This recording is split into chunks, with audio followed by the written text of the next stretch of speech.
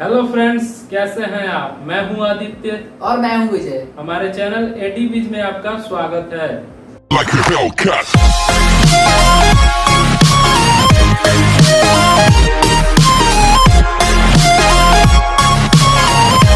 पिछले वीडियो में हमने किसान आंदोलन, मजदूर आंदोलन और जनजातीय आंदोलनों के बारे में पढ़ा था। आज के इस वीडियो में हम भारतीय राजनीतिक दलों जैसे कि भारतीय राष्ट्रीय कांग्रेस और वामपंथी पार्टी के बारे में पढ़ेंगे। आइए दोस्तों, पहले हम भारतीय राष्ट्रीय कांग्रेस अरे खैर छोड़िए इन सभी बातों को। आइए पहले हम भारतीय राष्ट्रीय कांग्रेस के बारे में पढ़ते हैं। दोस्तों, भारतीय राष्ट्रीय कांग्रेस जो है वो भारत की पहली अखिल भारतीय राजनीतिक संस्था है और भारतीय राष्ट्रीय आंदोलनों की शुरुआत कांग्रेस की स्थापना के बाद से ही माना जाता है। लेकिन ऐसा नहीं है कि कांग्रेस की स्थापना से पहले आंदोलन नहीं हुआ करते थे, बल्कि कांग्रेस की स्थापना से पहले भी आधुनिक शिक्षा पद्धति का प्रसार कई बुद्धिजीवियों द्वारा, पत्र पत्रिकाओं द्वारा जो लोग थे वो आंदोलित हुआ करते थे। और प्रारंभ में ये जो क्रांति थी वो केवल शिक्षित वर्गों में ही फैली थी, क्योंकि वो अंग्रेजों की हरकत को अच्छी तरह से जानते थे। लेकिन धीरे धीरे ये समाज के सभी वर्ग जैसे कि गरीब, महिला, मजदूर, किसान, इन सभी वर्गों में फैलने लगी। और दोस्तों, इसी समय इंडियन एसोसिएशन द्वारा रेंट बिल का भी विरोध चल रहा था। साथ ही साथ लॉर्ड लिटन द्वारा बनाए गए प्रेस अधिनियम और शस्त्र अधिनियम का भी जबरदस्त विरोध चल रहा था और उसमें जीत भी हासिल हुआ। लॉर्ड लिटन को अपना प्रेस अधिनियम वापस लेना पड़ा। और दोस्तों, ये जो छोटा मोटा जीत हो रहा था वो राष्ट्रवादियों का रास्ता बना रहा था। राष्ट्रवादियों को ये सोचने पर मजबूर कर रहा था कि भाई अब संगठन बनाने की आवश्यकता है। और साथ ही साथ दोस्तों, लॉर्ड रिपन के काल में जो एल्बर्ट बिल पारित हुआ था उसका सभी यूरोपियनों ने संगठन बनाकर उसका विरोध किया था और उसमें जीत भी हासिल की। तो इसे देखकर भारतीय जो राष्ट्रवादी थे वो और ज्यादा क्या कहेंगे, प्रेरित हो गए, आंदोलित हो गए और उन्हें वो भी सोचे कि भाई अब हमें भी संगठन बनाना चाहिए, एक साथ मिलकर विरोध करना चाहिए। और दोस्तों, चाहे वो विरोध हो या फिर दुनिया का कोई भी काम, अगर आप संगठन बनाकर करते हैं तो वो बेहतर तरीके से होता है और वो परफेक्टली होता है। तो इसलिए भाई अब उन्होंने संगठन बनाने की सोच उनके दिमाग में आ गई। इसके बाद दोस्तों, इंडियन एसोसिएशन के सचिव आनंद मोहन बोस जी ने दिसंबर 1883 ईस्वी में कलकत्ते में नेशनल कॉन्फ्रेंस नाम का एक सभा बुलाया, जिसमें उन्होंने सभी राष्ट्रवादी शक्तियों को एकत्रित करने का प्रयास किया। और इसी क्रम में 1884 ईस्वी में एक रिटायर्ड ब्रिटिश अधिकारी एलन ऑक्ट्रोवियम ह्यूम ने भारतीय राष्ट्रीय संघ की स्थापना की। अब दोस्तों, आप सोच रहे होंगे कि यहाँ पर ब्रिटिश अधिकारी ने भारतीय राष्ट्रीय संघ की स्थापना क्यों की। तो दोस्तों, सभी ब्रिटिश जो थे वो बुरे नहीं थे, उनमें से कुछ कुछ ब्रिटिश अच्छे भी हुआ करते थे। और ये जो एलन ऑक्ट्रोवियर ह्यूम थे वो एक अच्छे अधिकारी थे, वो अपने कर्तव्य को समझते थे। और दोस्तों, पूरे वर्ष भर एओ ह्यूम यानी कि एलन ऑक्ट्रोवियन ह्यूम ने भारतीय नेताओं और साथ ही साथ भारत के वायसराय लॉर्ड डफरिन से इस बारे में विचार विमर्श किया और साथ ही साथ ब्रिटिश पार्लियामेंट कमेटी का भी समर्थन इन्हें प्राप्त था। तो अंततः 25 से 28 दिसंबर 1885 ईस्वी में पूना में भारतीय राष्ट्रीय संघ की बैठक बुलाने की मांग रखी गई। लेकिन दुर्भाग्यवश दोस्तों, पूना में प्लेग फैलने के कारण इसका स्थान परिवर्तित कर दिया गया और 28 दिसंबर 1885 ईस्वी में गोकुलदास तेजपाल संस्कृत कॉलेज जो कि बंबई में है, तो इसमें भारतीय राष्ट्रीय संघ का कमेटी को सभा को बुलाया गया और इसका नाम बदलकर अखिल भारतीय राष्ट्रीय कांग्रेस रख दिया गया। और दोस्तों, ये जो कांग्रेस शब्द है वो उत्तरी अमेरिका के इतिहास से लिया गया है और इस शब्द का अर्थ होता है लोगों का समूह। और दोस्तों, यहाँ पर ये बात याद रखने वाली है कि भारतीय राष्ट्रीय कांग्रेस का गठन किसने किया, तो एओ ह्यूम ने। कहाँ पर हुआ, तो गोकुलदास तेजपाल संस्कृत कॉलेज बंबई में। और कब हुआ, तो 25 दिसंबर 1885 ईस्वी में। और साथ ही साथ दोस्तों, ये जो अखिल भारतीय राष्ट्रीय कांग्रेस है उसकी अध्यक्षता व्योमेश चंद्र बनर्जी ने की और इसमें कुल 72 सदस्य थे। तो आइए अब हम इसके उद्देश्यों के बारे में, प्रारंभिक उद्देश्यों के बारे में चर्चा करते हैं। दोस्तों, पूरे भारत में जितने भी राष्ट्रीय हित से संबंधित जितने भी संगठन हैं, उन्हें एकत्रित करना। साथ ही साथ दोस्तों इसका ये भी उद्देश्य था कि भारत में जितने भी देशवासी हैं उनके बीच एकता, प्रेम, भाईचारे जैसे भावनाओं को बढ़ाना और उनमें जो भी जाति, वंश, इनके आधार पर जितने भी भेदभाव हैं इन्हें दूर कर, महत्वपूर्ण प्रश्नों को लोगों के बीच चर्चा करना और ये जानना कि लोगों का क्या मत है, उन्हें क्या चाहिए। साथ ही साथ प्रार्थना पत्रों द्वारा वायसराय से इसमें ये जो व्यवस्था है इसमें सुधार की मांग करना। तो दोस्तों, इस तरह से हमने देखा कि भारतीय राष्ट्रीय कांग्रेस का प्रारंभिक उद्देश्य सिर्फ व्यवस्था में सुधार करना था। लेकिन दोस्तों इसके बाद जब 1905 ईस्वी में लॉर्ड कर्जन द्वारा बंगाल विभाजन हुआ तो ये जो कांग्रेस था उसमें विरोध की स्थिति पैदा हो गई। लोग थे वो कांग्रेस का विरोध करने लगे।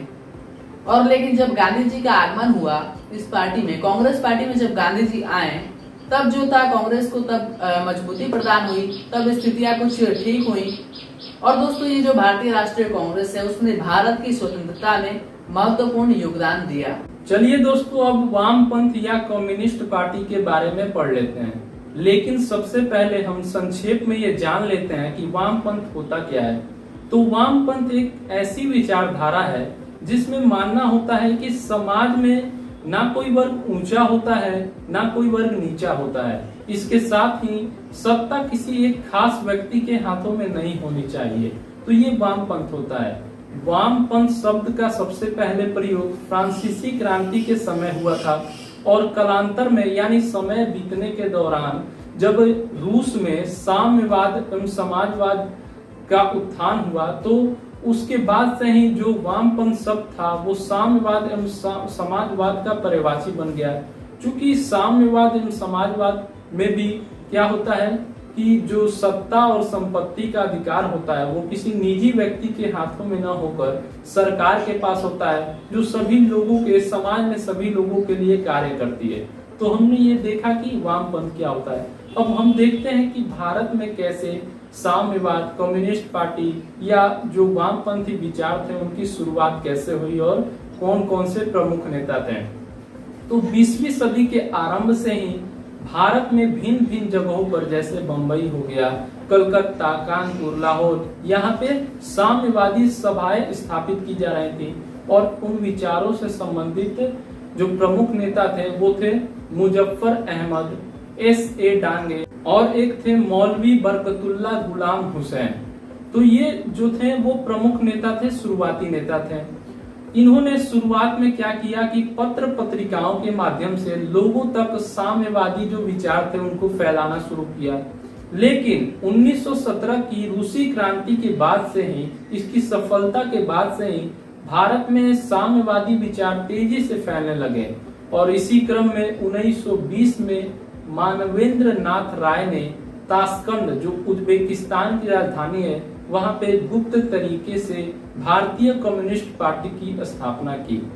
शुरुआत में इस पार्टी से जुड़े हुए लोग गुप्त तरीके से भारत में काम किया करते थे।